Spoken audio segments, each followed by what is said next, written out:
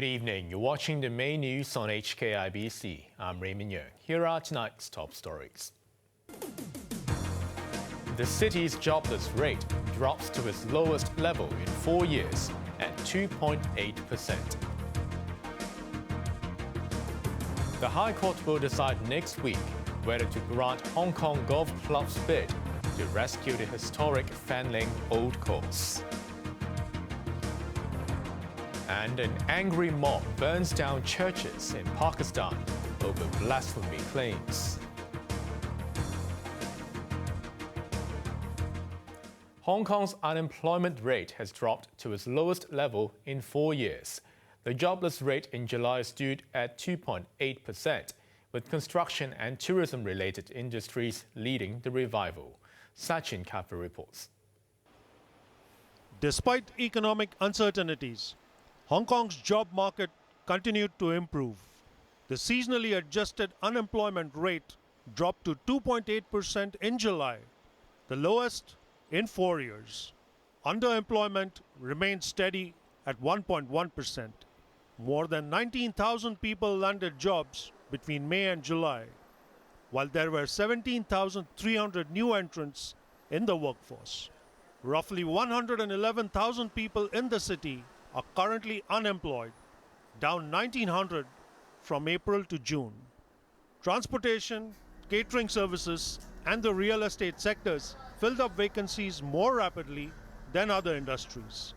But the construction industry is still facing a manpower crunch, and developers are urging the government to increase the quota for imported workers to fill the gap. The government had earlier agreed to import up to 12,000 non-locals to cover the shortfall, which trade representatives say could reach 40,000 within the next 4 years. So far, only 3,910 people have applied for construction-related jobs in the SAR, and they are expected to begin work later this year. Sachin Katwi, HKIBC. Part of the century-old Fanling Golf Course will revert to the government's ownership next month, in preparation for redevelopment into public housing units. The Hong Kong Golf Club is desperately trying to rescue the heritage site by trying to nullify the environmental impact assessment. Macy Mock reports. The Hong Kong Golf Club is doing whatever it can to cling onto its famed old course in Fanling, even as its lease with the government expires in exactly 2 weeks.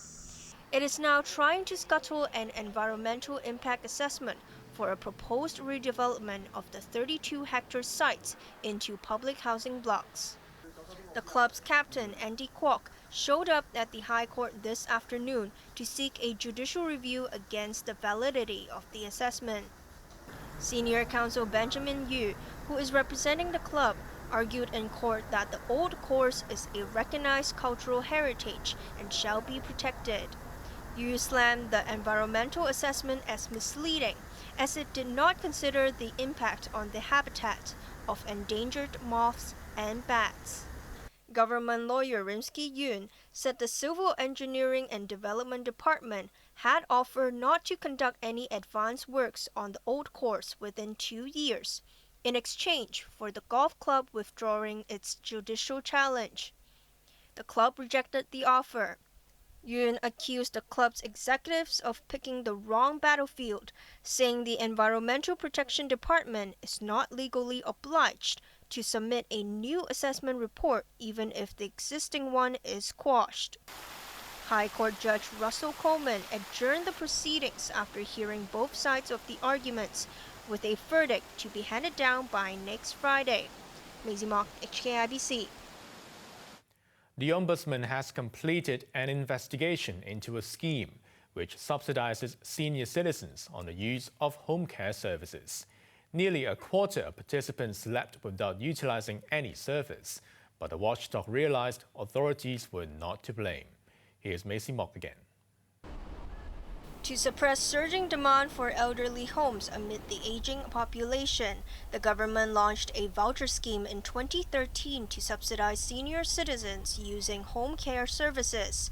Upon successful application, they will be reimbursed on services such as physiotherapy treatments and home visits by nurses, up to $10,260 per month. Places are limited to 8,000 and are highly sought after, but nearly a quarter of approved applicants between 2020 and 2021 never utilized the scheme. That prompted the Ombudsman to launch an investigation. It noted that the Social Welfare Department has done its part by inviting eligible elderly residents to participate and reminding approved ones to use the vouchers. Around 2,700 people left the scheme in 2022 over various reasons. Some had been assigned a place in elderly homes, while others had hired domestic helper or even passed away. None of them reported having issues using the vouchers through a care service provider. In fact, demand for center-based services in 6 districts exceeds supply. The situation was particularly dire in Eastern District, where 267 slots are catering to 299 users, while another 276 are on the waiting list. The Ombudsman urged the Social Welfare Department to invite center operators to expand services, but acknowledged the many difficulties. On one hand, land is of the essence, where you can find the land, the places to build such centers. And on the other hand, it is the talents, because it can be home-based services. But whether they are qualified people, trained up people who can provide such services. The watchdog also suggested the government remain in regular contact with voucher recipients, especially those who do not have children or live alone. Maisie Mock, HKIBC. Police in Singapore have arrested 10 foreign nationals involved in an $800 million money laundering operation. In raids conducted at multiple locations across the city-state, police confiscated 94 properties and 50 luxury vehicles with an estimated value of $600 million. Other items seized included more than 250 luxury bags and watches, jewelry, gold bars, expensive liquor, and $16 million in cash. 9 men and 1 woman, aged between 31 and 44, have been arrested for their suspected involvement in the syndicate. The culprits' travel documents suggested they were from Cyprus, Turkey, China, Cambodia, and Vanuatu. Another $80 million of funds from dozens of bank accounts have also been frozen. Police in eastern Pakistan have filed 2 terror cases against more than 600 people for attacking the local Christian community and burning down churches. Christians in the country are shaken from the violence, which started after an alleged desecration of the Quran. Azam Khan reports. An angry Muslim mob went on a rampage and vandalized churches and attacked Christians in Punjab province in eastern Pakistan. The violence erupted over accusations of some Christian men desecrating Islam's holy book, the Quran. 5 churches were torched, and a Christian cemetery was also vandalized. It took some time before police were able to quell the mob with the help of concerned elderly residents and clerics. Homes belonging to the members of the Christian community were burnt and looted. Announcements from the speakers, loudspeakers of the mosques, inviting the Muslims to gather and attack Christian churches and the community, their houses. We heard that rangers will be called, but so far there is no rangers at the scene. So the houses are being ransacked, looted, burned. Situation is very, very tense at the moment. Once the dust settled, police eventually arrested 129 rioters overnight.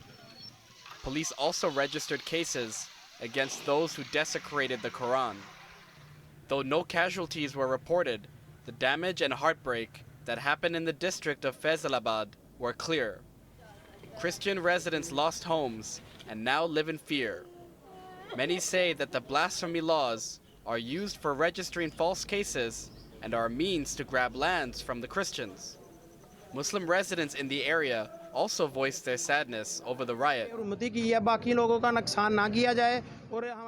Iqbal said the whole community should not be targeted for some blasphemous acts carried out by a few, and called on authorities to punish the perpetrators of the violence. Witnesses also laid blame on community leaders who encouraged the mob to go on a rampage. Under Pakistan's blasphemy laws, anyone found guilty of insulting Islam can be sentenced to death.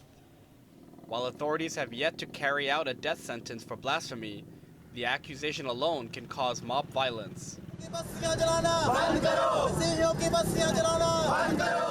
Dozens of Christians in the southern city of Karachi voiced their concern, asking for more protection for minorities in the Muslim-majority country.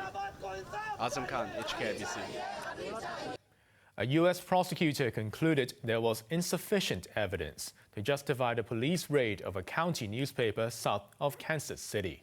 The raid has drawn a backlash across the country, with the founder of the Marion County Record now suspecting corruption may be involved. It may also have been an attempt to get information because we had been investigating the police chief. It's just dreadful precedent that it might be setting for journalism in this country. They didn't count on the fact that the little weekly newspaper has a backbone. Police Chief Gideon Cody was being investigated over claims of sexual misconduct before the raid. The search was conducted following a complaint by a local restaurant owner, Carrie Newell, accusing the paper of invading her privacy after obtaining personal records. Newell then convinced the Marion Police Department to get a local judge to sign off on a questionable search warrant. A reporter was injured during the search, and Mayer's 98-year-old mother collapsed and died days after the raid. Federal authorities are now investigating the incident. Inflation in Argentina has jumped to a 30-year high, with consumer prices rising 113% over the past 12 months. The situation worsened after far-right candidate Javier Milei came out on top of a primary over the weekend. Prices of essential goods jumped by more than 30% in just 2 days.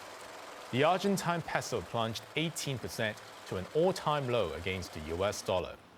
That means consumers have to pay much more for fuel imported from the United States and the Middle East.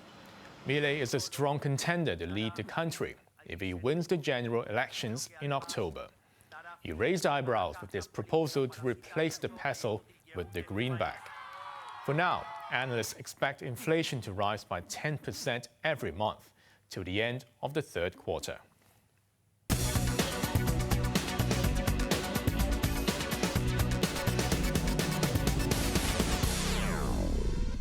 Let's take a look at the markets today. The Hang Seng Index ended almost flat, down by just 2 points. To the top 10 active stocks, Tencent was up $4, the tracker fund picked up 3 cents, Alibaba was up 85 cents, while Ping An Insurance was down 90 cents. BYD Company was up $3.60, while Meituan was up by $1.20. The forex trading against the Hong Kong dollar, the euro's at 8.53. 1,000 Japanese yen will get you 53 Hong Kong dollars, while the Australian dollar is at 5.03. And finally, in Europe, the London FTSE is currently down 22 points. Finally, the weather. Overcast with occasional heavy showers tomorrow. Temperatures will range between 26 and 30 degrees. Expect more rain as we head into the weekend. That's our main news for Thursday night. Join us for more news at 11. Thanks for watching. Good night.